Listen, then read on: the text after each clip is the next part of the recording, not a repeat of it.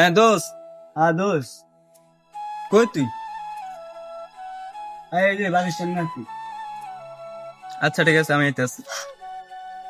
আচ্ছা হ্যাঁ আছি।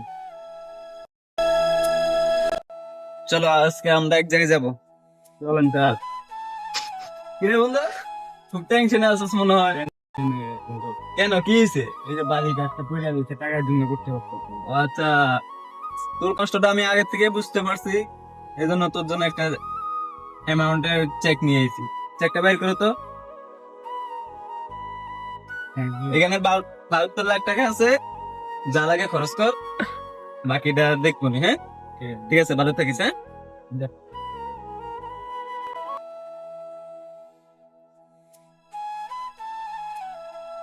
হ্যাঁ হ্যালো, এই তুমি কাজটা শুরু করো, বুঝছো? টাকা চিন্তা করো না, টাকা ব্যবস্থা হয়ে যাবে। ঠিক আছে, তুমি কাজ শুরু করো। আচ্ছা ঠিক আছে, ওকে বাই।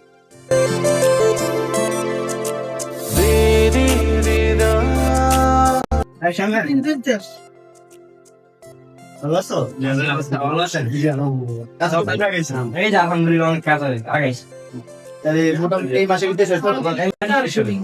আচ্ছা ঠিক আছে, কাজ শেষ দাও। আর এই ওইটা দিয়ে নাস্তা করে।